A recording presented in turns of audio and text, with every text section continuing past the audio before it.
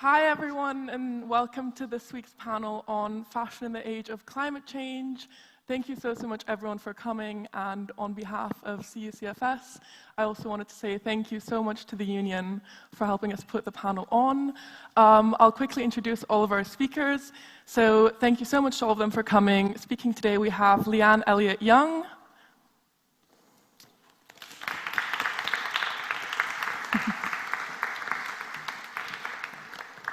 We have Aja Barber.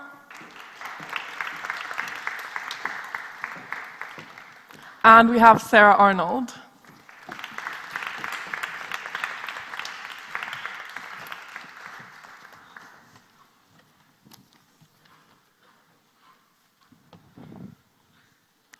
So thank you so much to the three of you for joining us here today. Just to give you an idea of the rundown of the event, I'll quickly introduce our three speakers, then we'll have around 40 minutes of moderated panel discussion, and then we'll have 20 minutes for all of you to ask any questions or raise any topics you'd like to discuss with the speakers. So I'll start with Leanne Elliott-Young. Leanne is the co-founder of Commune East, a London-based module agency for strategic partnerships. She has worked in the world of fashion, art, and technology for over 10 years now, and has worked for some of the industry's biggest names, from the British Fashion Council and the Selfridges Group to opening ceremony in Ace Hotel. Leanne has also been using her platform to campaign for more diversity, sustainability, and transparency in the fashion industry, and she has been starting really important conversations around the way in which AR and VR could potentially become ways to create novel fashion experiences without the physical toll on the planet of producing merchandise. I'm glad you did all that.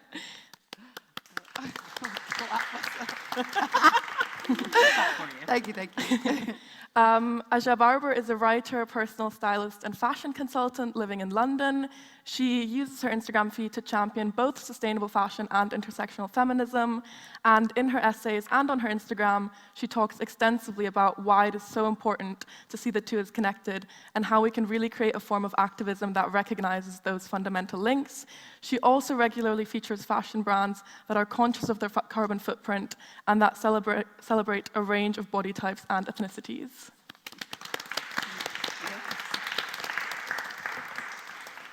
And last but not least, we have Sarah Arnold. Sarah is the founder of the fashion rental company Hire Studio, and she's also a coordinator for Extinction Rebellion.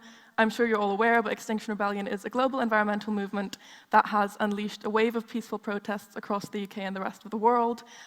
Just last week, Extinction Rebellion activists blocked traffic outside a London Fashion Week venue, and XR members also delivered a letter to the British Fashion Council calling for it to cancel the next London Fashion Week. With Hire Studio, Sarah has also been actively working to encourage creatives to design and create in a circular way.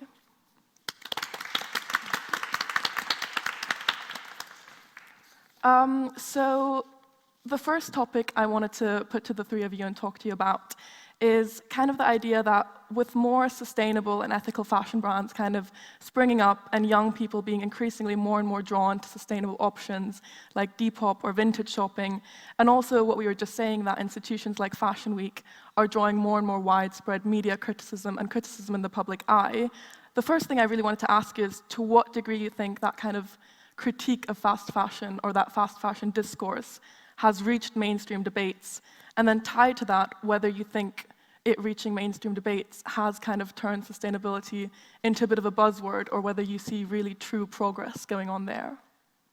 Oh, it's a big one, isn't it? I think both things can be true. I think that, yes, sustainability has definitely become a buzzword, but I think that the consumer is becoming more aware of the BS. I think that every day, when I'm on Instagram, I get messages from people that talk about how they used to consume a lot of fast fashion, and now they're doing more reading, and they're realizing that they were using their shopping habits to make themselves feel good or to cheer themselves up when they felt bad, and that wasn't a good cycle. So I think, yes, sustainability has become a buzzword, but I also think the consumer is becoming way more educated. So hopefully people will be able to cut through that.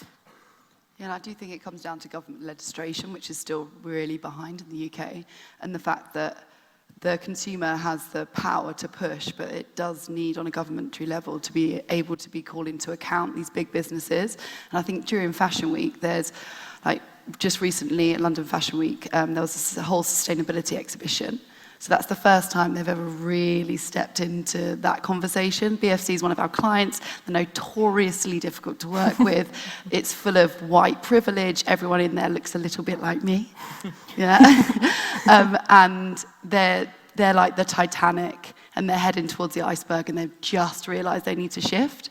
So, but it was good to see that they're listening, and that comes from the activism in the streets, the active consumer, and the industry, just lots of people standing out, and amazing platforms like that you've put together your business model that means that people are now asking questions and want to be involved in the rental market. I just want to add that, obviously fast fashion is a massive problem, and that's where all these products are being really churned out. But the whole industry is a problem, because whether it's luxury fashion or fast fashion, it's still based on creating obsolescence. And I don't have the answers for this. I think everybody's kind of, I've just spent the morning teaching at Central St. Martin's, and the students are all thinking, well, how do we design in a way that isn't planned obsolescence? How do we think about reduction? And there's all these amazing ideas, but the problem is that we have to think, well, what's meaningful change? Meaningful change is when we start to see our carbon emissions decrease, and when we start to see the loss of biodiversity like being halted. And we're still seeing carbon emissions increase. And to keep warming within the 1.5 degree target, we need to see a 15% reduction in emissions this year. And we're nowhere near that. So, and yeah, there's amazing things going on within London Fashion Week now. They are starting to change. Yeah. It's just a real shame that a lot of it's happening too late. And within that, I find it's kind of, we can't get complacent. Like you can have these bubbles where you've got amazing people doing amazing things with upcycling, and you can get caught up in that bubble and forget that our carbon emissions are still increasing, like we're not actually getting to the point where there's meaningful progress. And how do we translate all these solutions into actually solving the problem? I mean, the thing is, people still want to consume, so it's how do we get out of the capitalist world that means we're consuming at this empty point where it's just more, and it's a kind of like greed. So I think that the base of it, I mean, we were talking about it just upstairs, like the semantics of purchase needs to change. Like this, because fashion is about creativity and exploring different narratives and projecting those and absorbing from those and, creating cultural collaborations. And I think that, in essence, is what fashion is or can be.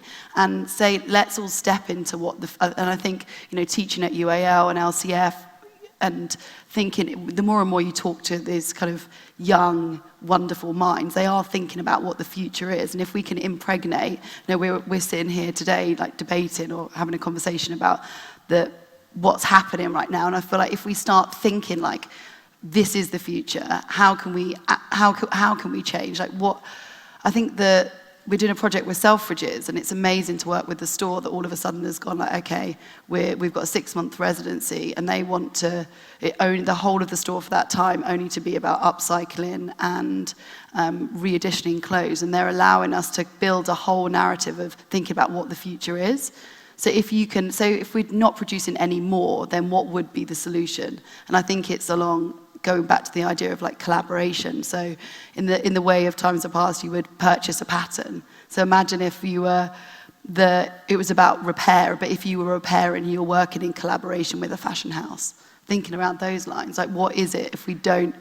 Because there's this whole thing of, let's stop producing and let's stop making, but then what is the new iteration of it? Because there'll still be a need and a want in that space. I mean, I think we still need fashion. We need fashion more than we've ever needed it before, because we really need self-expression right now. We need to get this message across, and it's kind of using fashion against what the current form of fashion is. Yeah.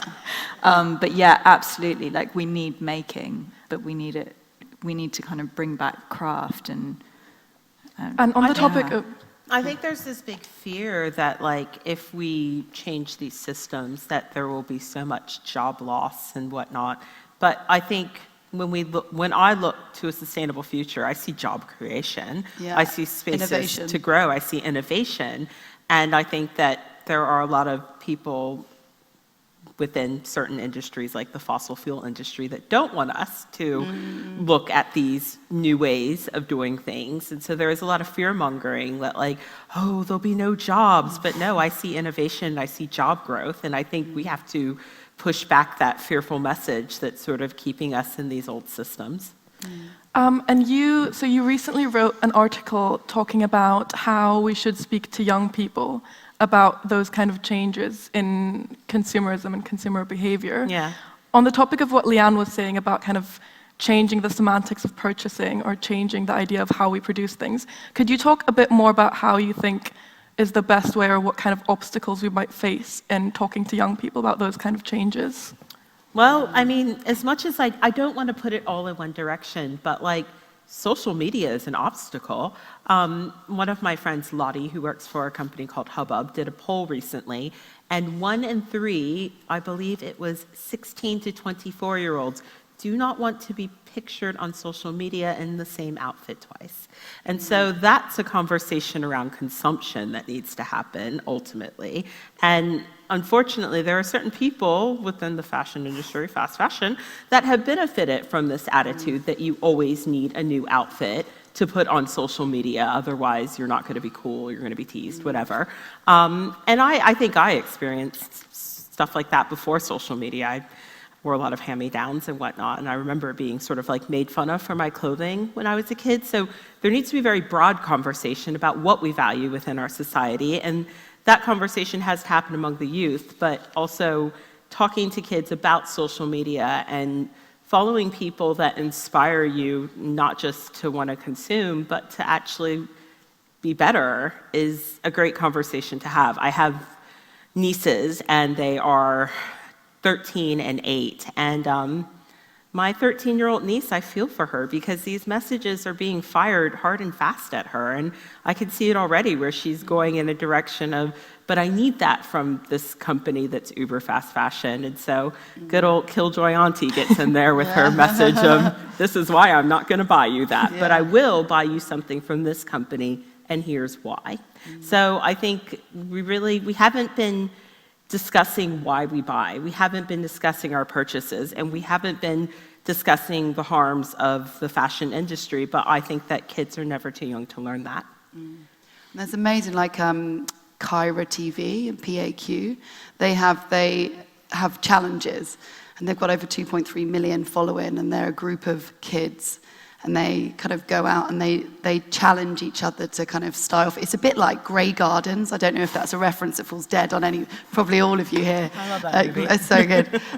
So it's basically a tale of a kind of Hollywood couple, was it mother and daughter? Mother and daughter related to the Kennedys. Yeah, they've run out of cash, but they've got creativity. So they spend their times refashioning a skirt into a hat, into a top, into a scarf, and this is kind of like, they'd kill me if I said it was in the essence of that, but they go out and they do challenges, and they challenge one another to recreate editorial shoots, and I think that goes back to the idea of, I think creativity is the most powerful thing that we have in this kind of debate and challenge against climate crisis, really.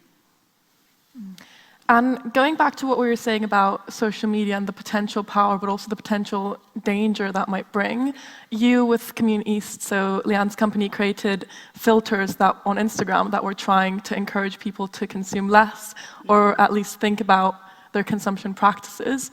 Could you talk a bit about what you think technology, specifically in the social media world, might be able to do to encourage people to really rethink how they act? Yeah, I think for us it was, we were really privileged to be, what privilege, I fought bloody hard actually, I don't know why even, to be in the Spark AR group. Spark AR is where you use all the filters, and you can create augmented reality, so I'd challenge all of you to go and play with it because it's an amazing tool. So we were one of the first 15 that were in this small group that were allowed to post on Instagram, make and create the filters. And at that time, they were all around how to make our lips bigger and our eyes brighter and, you know, some kind of, or hilarious kind of lizard's tongue pop out of a mouth. It was like hilarious, or it was to feed into the aesthetical norm of beauty. So we thought, well, let's just have a bigger, wider conversation here. So we created for Fashion Week, it was Think More, Buy Less, Act Now. And the reason why it gravitated to so many people is because during Fashion Week, everyone's choosing what to wear. And instead they chose to wear this face filter. But hilariously, a few people did it naked. So it was like it became the only thing to be wearing at London Fashion Week. But that was really, at that point, we realized that there is so much communication, the power of communication, and that can build legacy and conversations in the digital sphere. So I think through the beauty of technology is that you can build worlds that don't have to be physically built. And I think that's specifically within brands, you know, if you can't afford a store, how do you deliver your mood board? Well, we have social media in which we can create a mood board, which can become almost a tactile version of the reality that we want to create in that store. And I think that's really powerful. We can't also forget that to power the internet is actually taken over, with carbon emissions, is actually taken over aviation right now. So there is a downside to, but I do think this conversation, it's a big chorus of conundrums, like and a big dichotomy. You're constantly kind of pulling from one and feeding to the other, but it takes, you know, people sitting around and debating and trying to get to the kind of the crux of it, of how we can solve some of these solutions.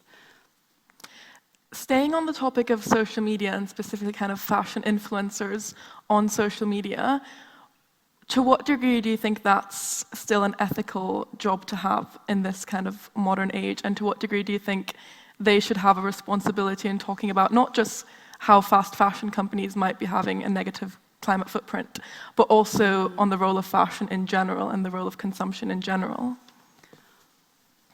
Yes. I generally don't come for others, I come for systems. And so I would sooner swipe at the fast fashion industry than the influencers. Where I have an issue is that because sustainability is becoming a buzzword, you have people that are still selling fast fashion, but also wanting to sit on sustainability panels, and that I have a direct issue with, because you are continuing in this circle to profit from the problem, essentially. And like I said, I'm not trying to come for how individuals get their money, but I've been talking about this for a very long amount of time, and I only started getting paid last year. Now that I have a platform, I get offered every single day affiliated links, which means that you put a link in, someone swipes up, you get a cut of it. I turned down the opportunity to be in a campaign that would have paid me $5,000 because the ethics and the sustainability wasn't there for my platform. So I'm seeing people that are sacrificing nothing, trying to sit on these panels, and that really gets my goat. But as far as systems go, I'd rather take down a bad system than take down an individual. But if you're going to sit in these chairs, walk the walk. And so that's where I have an issue. I wouldn't lie and pretend like influencers haven't played a part in all of this, though, because let's be honest, if someone has 250,000 followers and they do an affiliated link for a dress that they have, and 1% of their audience buys their dress, that's a lot of dresses being purchased. That's a portion of a plane. That's a huge carbon footprint for one affiliated link where someone makes quite a lot of money. So I'm not trying to put the microphone in this direction or that direction or put someone under a magnifying glass, but what I am saying is if we all do care about sustainability, then give something up. Otherwise, sit down and be quiet and pass the mic. Yes. I want to do a little round of applause. It's really difficult, though, because, I mean, with Extinction Rebellion, we're always saying, well, people don't need to be perfect, because if we're trying to be perfect, then we're not going to get anywhere. And at the same time, I really understand what you're saying. you know, we're always kind of wondering, well, how do we get people to come out of the system and detach themselves from the system? But people are so entrenched in the system. And what you're doing is really hard to do, and I really give you a lot of credit for that. And at the same time, I sympathize that people don't have the kind of strength to do that. I don't know the best way to say this. It's like, it's so amazing that you do that. But it was sacrifice. It is sacrifice, like, yeah. It is. I've been writing about this for a long time, and I've been saying no to a lot of money. Let me tell you, I live in a small flat in London. But it's sacrifice. And, you know, I think that if we're actually looking at privilege and who gets paid first and foremost, most of the very popular influencers who sell fast fashion are white people who already come from substantial privilege. And so I don't have a lot of pity for them. I'm sorry, I don't. But I'm not saying you have to give this up now. All I'm saying is pass the mic. There's nothing lost when you don't have to hold the mic. You can support other people. You can lift up other people. You can support movements without being the person to hold the microphone. And the problem is there's a lot of people that are trying to jump right in, and that's what I have an issue with. I get it. If you're tied to that income stream, I'm not looking at you and saying you have to give that up. I'm not going to make that decision for anyone. But what I am saying is that now that sustainability is looking like it is a future income, why are you trying to cut the line after you've made your money over here? Yeah. Because it's an easier pivot to do now, right? It's a very easy pivot. And it just takes a little bit of research. And that's the other thing, because, you know, humans are lazy. You're going to go for the easier option, apart from your darling self here. I have my own things. Nobody's perfect.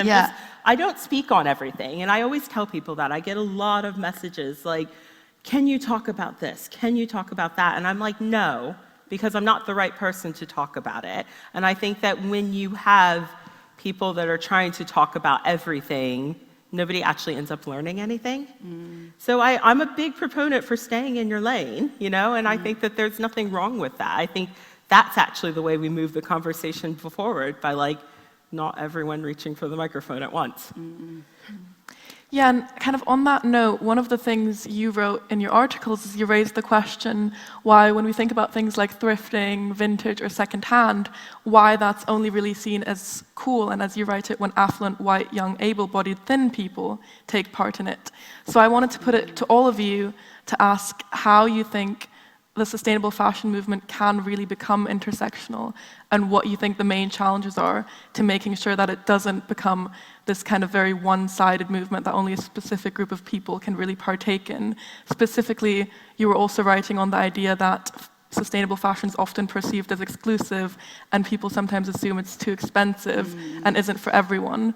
So I wanted to get your thoughts on that and how it can truly become an intersectional movement. I think if you look at Depop, that's an interesting space, and you know, I mean, the demographics that exist on Depop, it's wide and it's blurred, and it's become this this space where you can have a really they're almost like small editorials, so there's all these kind of sub lanes of, you know, of people who are caring about a certain space and a certain like tangible kind of, they're curating their own space, and to lots of people it's massively obscure.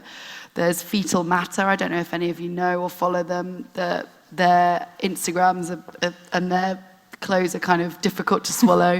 They're about body disformed bodies, and kind of playing with this kind of idea of kind of guttural gore. And it's I mean, I've got a couple of pieces, but there's all these, I think like what Depop's done is it means that people are following and curating and wanting to be a part of this kind of ecosystem of difference. And it's got all these kind of subcategories. And I think that's a space that's kind of, in a way, democratized fashion in a way. Like taking a couple of, you know, fabrics found on the floor, wrapping them in a certain way, and then putting them on Instagram, shooting it like an editorial. So it's almost like taking up the role of the publications that used to sell to us. Now all of these kind of micro scores have been able to do that. So I think like it's really interesting what the internet and how Depop's successfully mapped that space. Because you'll never find, if you scroll through, if the algorithm doesn't get you, because I try to kind of look as wide as I can, but it's really like different groups of people all expressing in really powerful ways. I mean, it's something like that you wouldn't even see. It's almost like a zine, and it's super interesting. And that means that I feel like that's kind of removing the echo chamber a little bit. Again, but if you stand outside of the algorithm of Depop, which is, again, a difficult thing to do. Then the price point of Depop is so important for that. Yeah. And yeah, I mean, we come back to this thing about a lot of the sustainable choices are more expensive and unaffordable for the normal person. Well, it's that they have to compete with fast fashion, which isn't priced properly. Yeah. Like, the price of labor isn't there, the environmental cost isn't there. See, but I would argue, and I argue this regularly, is that the idea that sustainable and ethical options are always more expensive than fast fashion is actually false. I mean, I can take a dress from ZARA that costs, what, 70 quid? I can go on Etsy and find you a small maker in Bulgaria who runs their own business that will sell a very similar dress for that price, and they're getting all of that money, and their supply chain is cleaner because they are employing people in their town. The carbon footprint is smaller, it's traveling less to you. And so I do think that fast fashion has really benefited from this myth that it's always, oh no, I have to buy this fast fashion thing, otherwise I can't afford anything. And I think it just comes down to consumer awareness in a lot of ways. I mean, I don't come from wealthy means. I've always liked luxury goods. I've always liked nicer things. And so most of what is in my wardrobe that comes from the labels that I loved as a 20-something was found on eBay.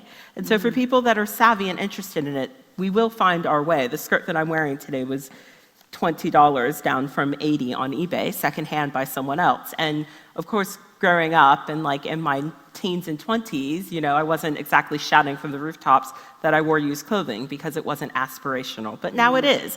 And so I think that we sort of have to combat this idea that sustainable and ethical clothing is always more expensive. Now, there's all sorts of elements there, like if you're plus sized, it's much harder, and that's something that we have to tackle within our society as well. And part of what I do on my platform is I reach out to designers I like and say, hey, why not think about adding 1 or 2 extra sizes?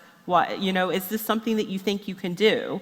And I've had a lot of success with that. But if we're going about this the same old way as the fashion industries continue to operate, only including certain groups of people, we're not creating anything new. We're just creating the same old cycles. Well, that comes down to the system. If we are talking around the kind of, if you remove the stores and we don't go direct to consumer, which Depop is, and these kind of platforms are, then you're listening to your consumer. You've got the ear to the ground, so you'd be like, okay, so what about, you know, disability, that whole bracket there, people reaching out, you can make things bespoke, because if you're a smaller maker, then you've got the power to work in unison with your consumer, which is so powerful. Because what the stores do is the regular system is that you have a fashion week, and then the buyers come. So oh, hello, let's come back.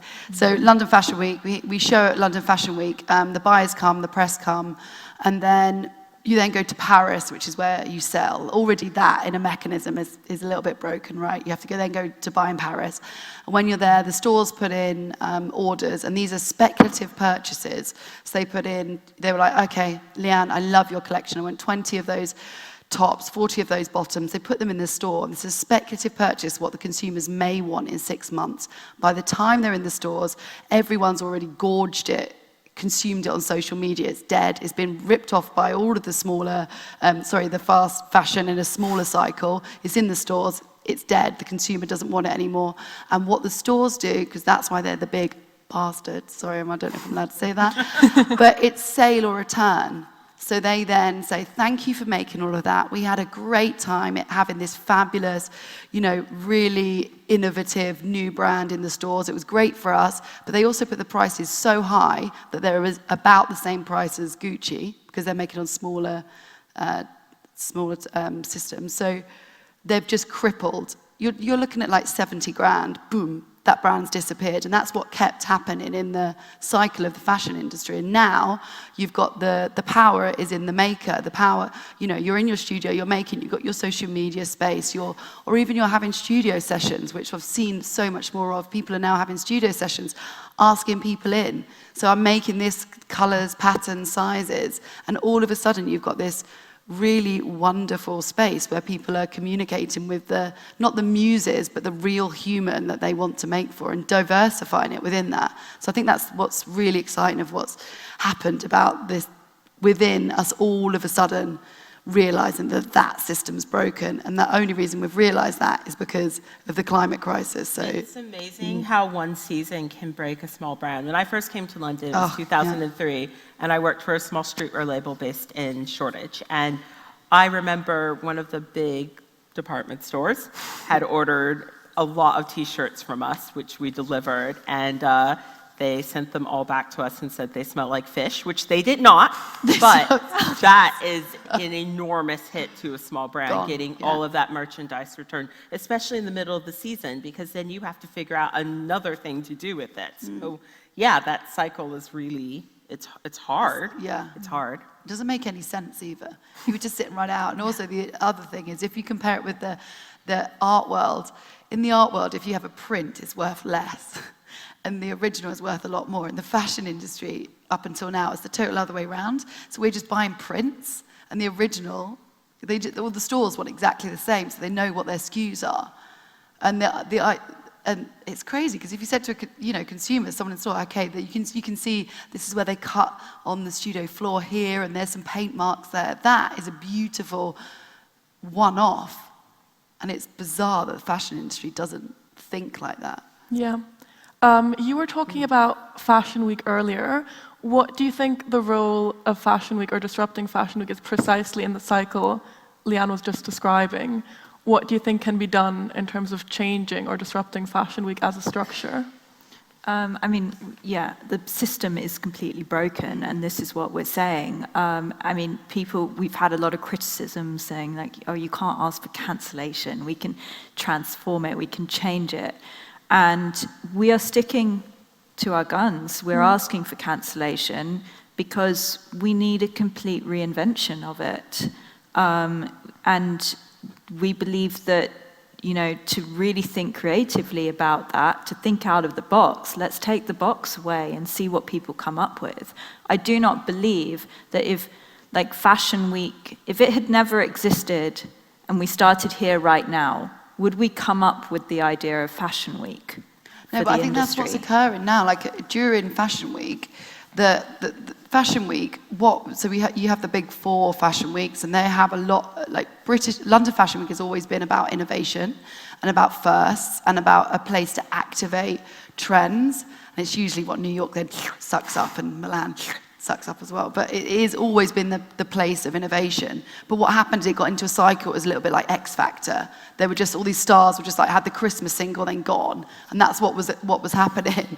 But now I think that what we're seeing with so many designers they're not even really shouting about the fact that there's a lot less greenwashing going on. They're not actually saying, like Phoebe English, Bethany Williams, they're making instinctively. Yeah, they're doing things in their own way, and the system is still the same.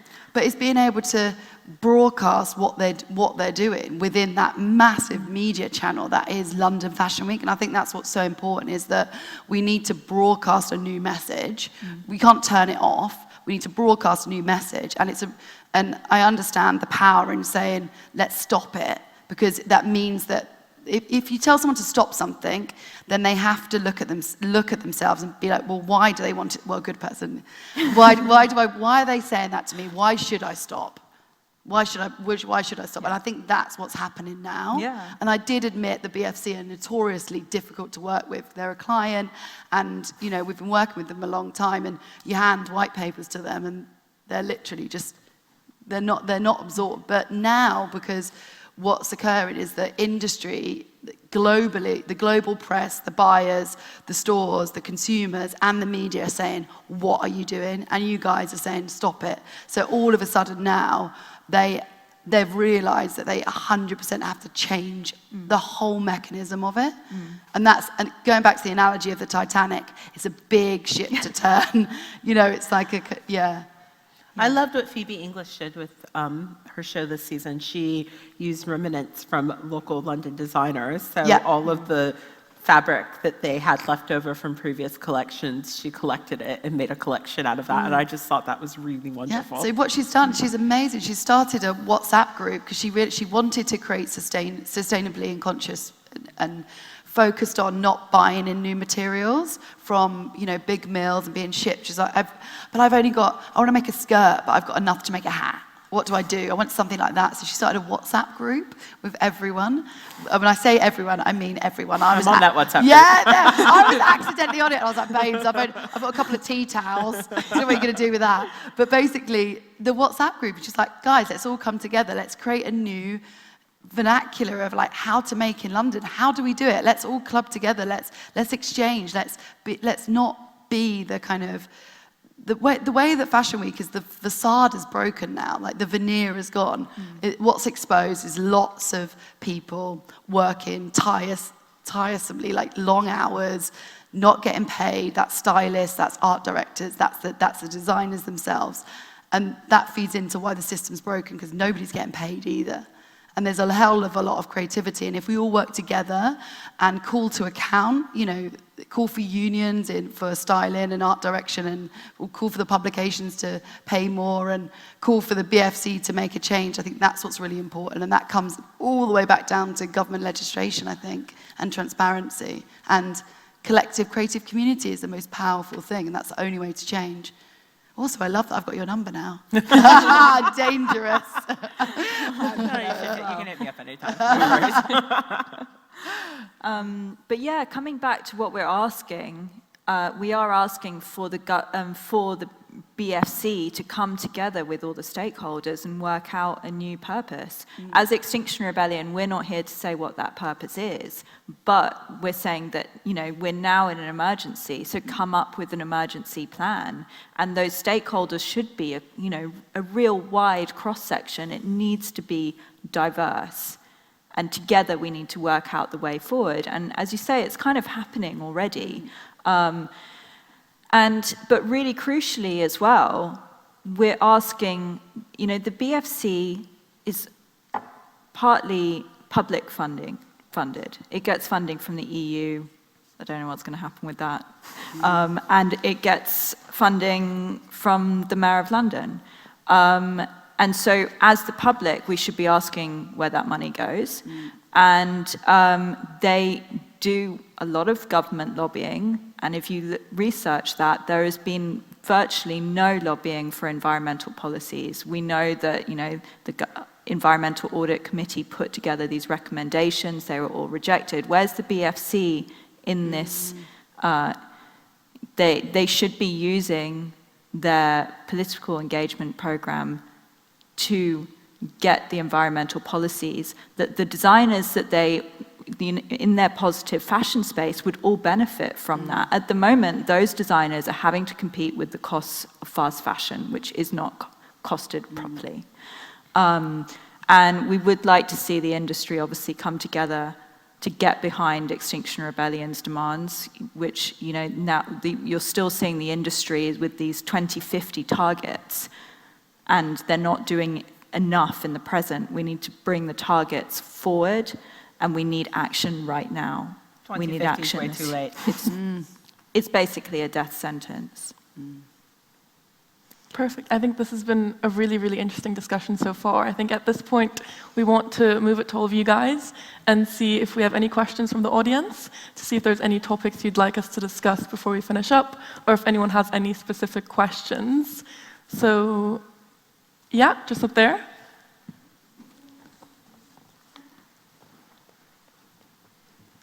So you were talking about like systems versus individuals and things, and my question really is, in individuals practicing their own like sustainable fashion, do you think we can ever get away from the consumerist urge, like given that we've been conditioned to just want to buy new clothes? So do you think we should try and focus our practice on like not wanting new things, or do we just accept that we're never going to be able to get away from that and buy secondhand and keep doing charity shop trips but keep replenishing our wardrobe? Or is that just feeding into exactly the same bad system that we should be trying to unpick?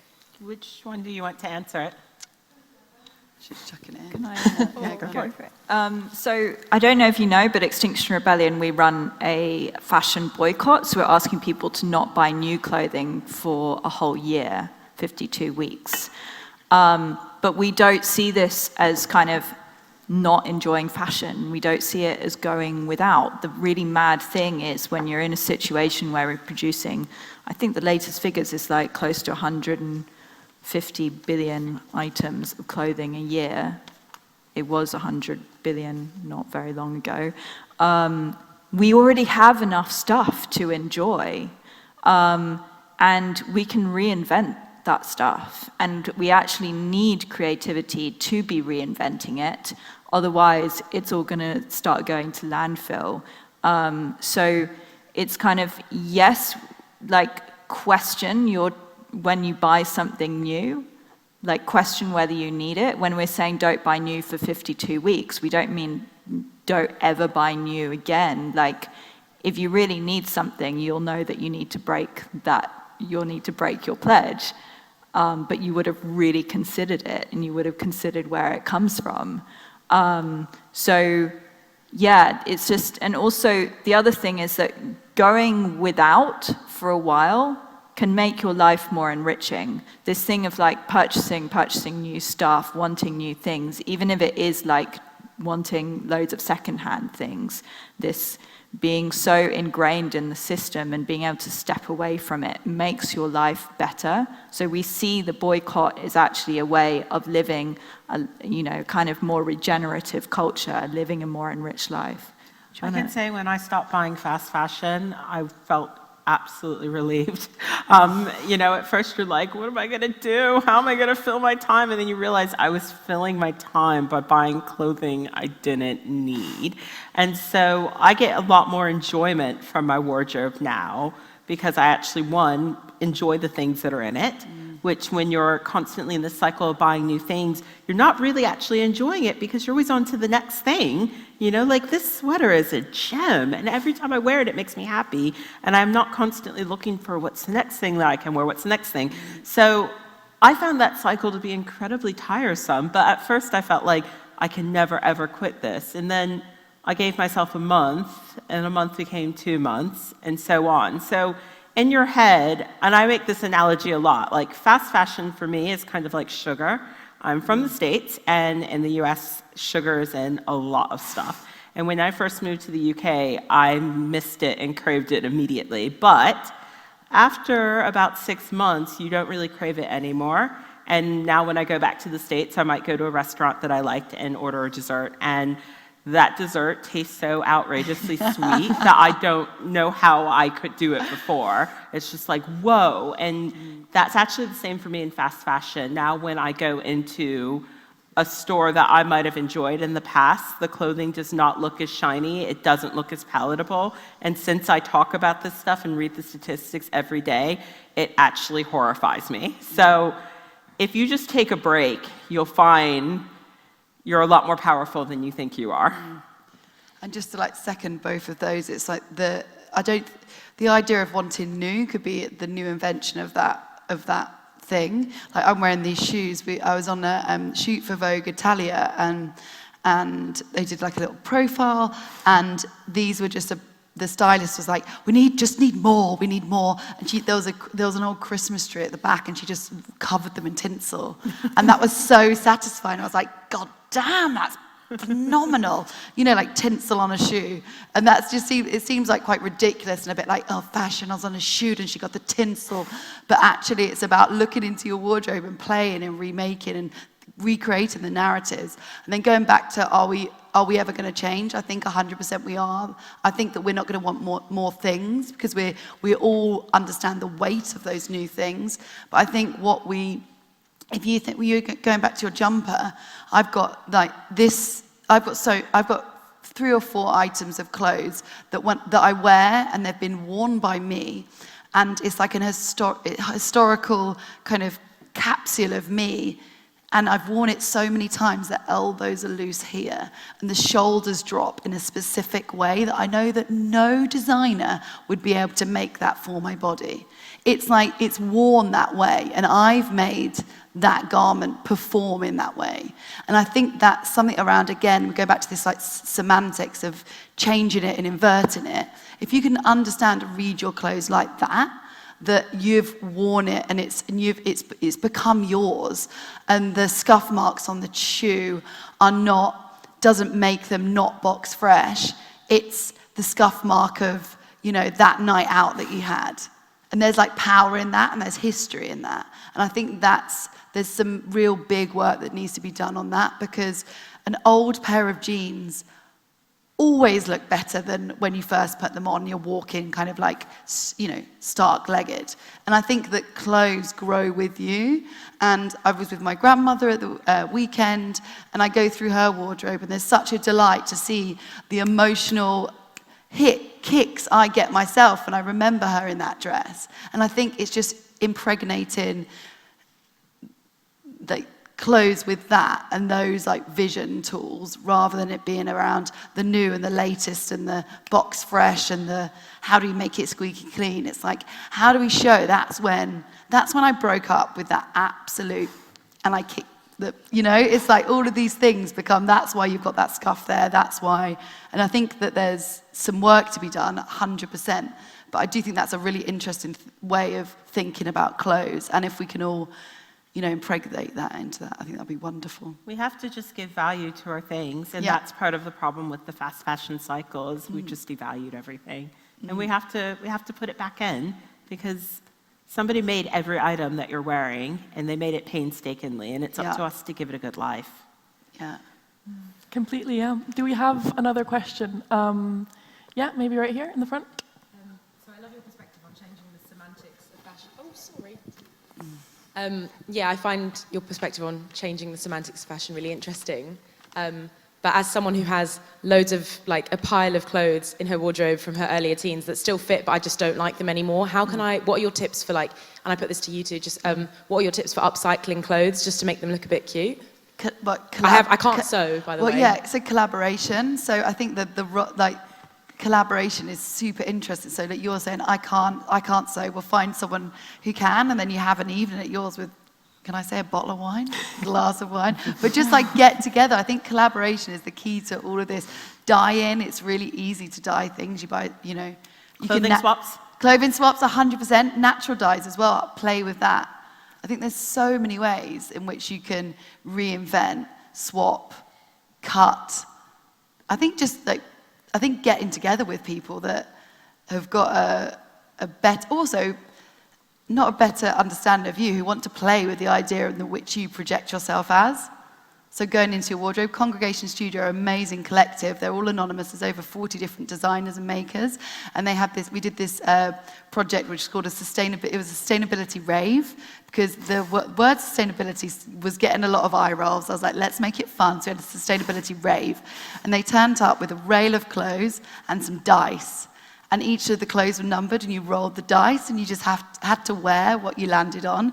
And that just gamified it. It became, all of a sudden, you were wearing clothes and putting colours together that you wouldn't quite expect to go together, and it just worked. So, yeah. I mean, also, like, a piece of clothing is just a piece of cloth. You don't need to wear it in the way that you're meant to wear it. Like, wear it upside down, wear it as a skirt rather than a jacket. Like, I've got a jacket I wear as a skirt all the time. Yeah. Like, all jackets can be worn upside down. Like, anything goes. You can turn an Oxford shirt into a skirt really easily, actually. If you get like a vintage button down, you can turn that into a skirt. I mean, having a sewing machine means you can make the sleeves pockets, which is something I used to do. But you don't even need a sewing machine to do that. So creativity, Yeah, just there's no rules, really. But Liam Hodges is a designer. He's a streetwear designer. He's got a massive following of like young, cool kids who are bang into streetwear. And he's not making anything else. He's not making any more clothes.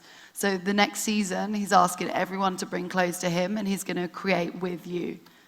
And that's, you know, and he's a really amazing designer. That's like hot off the press, by the way. They go, oh God, I've killed his PR mission. But you know, but it's amazing to see someone like Liam, who is just like not somebody that you'd particularly look at and be like, oh, he's gonna pull out the old green card.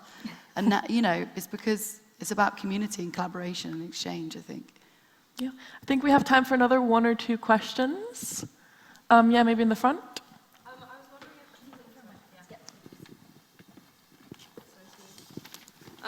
I was wondering if any of you had any insights into how to change how fashion is taught, because I guess that's a big area that would need rethinking so that you have more creators who are like minded in this way. I think that it's already happening. I mean, I went to the shows at London College of Fashion, and I felt like almost every single designer had some sort of element that was really very like expressed to the audience. We're thinking about sustainability there. There was one designer that had jackets that could be turned into trousers and whatnot. So this is the various ways that you can actually wear this item. So cool. So I already feel like it's happening. But as far as the conversation surrounding like sustainability and consumption, I feel like that needs to get into the school system way earlier. It can't just happen in fashion school. It needs to happen for elementary school age kids. And I have a lot of teachers that do actually subscribe to my feed on Instagram, and that gives me a lot of hope because they're actually making exercises for kids surrounding this and talking about the garment industry and how it's a cycle that's hurting and harming other people, because kids have a lot of empathy. And I just feel like if we can put this conversation into the school system, we can really change how the next generation thinks about consumption.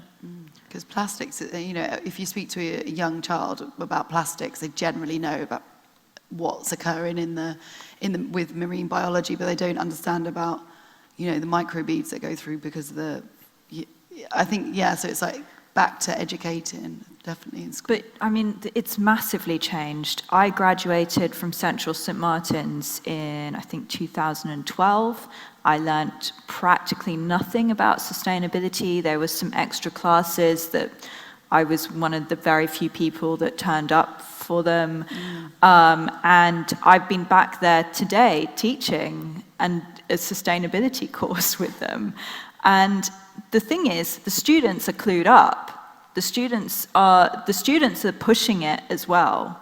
And then also, I only know really what's going on in London, but like Central St. Martin's, London College of Fashion, they've declared climate emergency. We are really seeing the change. Is it enough?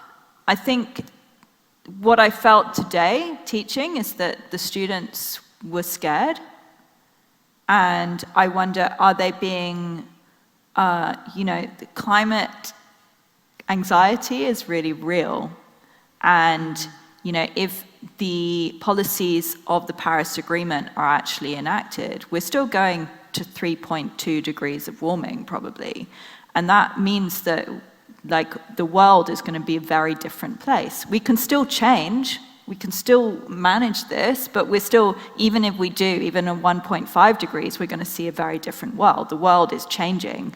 And is the teaching at fashion schools keeping up with that? And is it possible to keep up with that? I don't know, because really where that's taking us is to a place where we're not going to be producing new cotton because we're going to be struggling to produce food. So really, everything will be about reusing the resources that we already have. So that means that every single project you have at a fashion school should be about reuse. And are we there yet? Not quite. But yeah, there's work to do. There's a lot of work to do. But I also want to remind people, while we talk about the fashion industry, that's just a percentage of the problem. Like, if you feel like there's nothing that you can do just remember that there are all of these other industries that are also contributing to climate change, and start looking at them and start holding them more accountable. Like, because, you know, the two biggest plastic polluters on Earth, I think Coca-Cola is one of them, said something like, we're not going to get rid of plastic bottles because consumers still like them.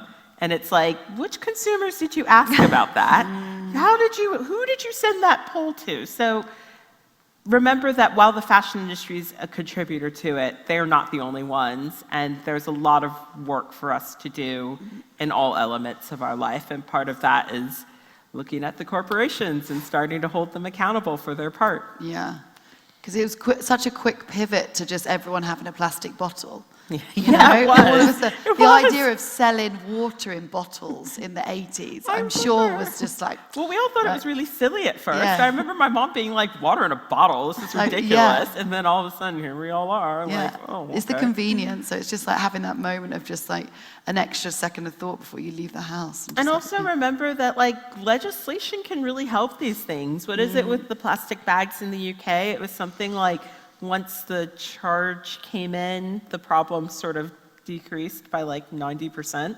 So, you know, pay attention to what's going on in environmental regulation and be vocal. I always feel like if the average voter and consumer put pressure on politicians, we could actually really get these issues front and center. Yeah, because we can all write to our local governments. We're allowed to do that, and we should do that. That's the other thing, you know, they're there to service us, so we should 100% all, as like right here, right now, all pledge to actually write to government for the causes that we support. Yeah, obviously if you can change your buying habits, do that. That's a great way to start, but like, if you feel like there's not much you can do, there are things that you can do. And part of it is just attending talks like this, having some awareness, and holding your politicians accountable for like, hey, you know, we got to do something about this. This problem's coming for all of us. Yeah. I think that the other thing is, it's what we're striving for is not that when we talk about sustainable fashion, it shouldn't be that we just make it less negative. It's asking ourselves,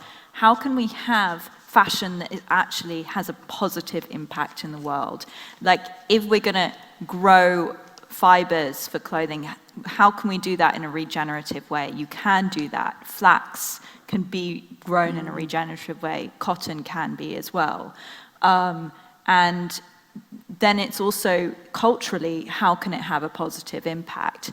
And I do believe that fashion is an amazing way to communicate, and that can have this, and I think that's why we should be talking about fashion, not just because it's like the negative things, but also what can we do with this mode of communication at a time of crisis? Completely. I think that's a really, really great point to end the panel on. It's been such an interesting conversation. And I want to say a big thank you to the three of you for joining us today and for talking to us today. Thanks for having us.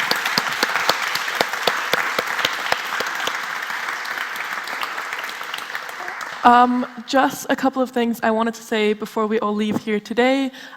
When you leave today, Jess, the Union Women's Officer, will be selling Solidarity t-shirts. Solidarity is an amazing charity. The fashion show supported them last year. So if you want to support them, you can pick up a t-shirt. Also, on the note of the fashion show, the show is now just under 2 weeks away. This year, we're highlighting all sustainable and ethical designers. You can get your tickets online now, so we'd be really, really excited to see you there and can continue the conversation there as well. And if I could ask all of you to please stay seated while the speakers leave the room and then get up once they've left, that would be really great. And thank you once again all for coming.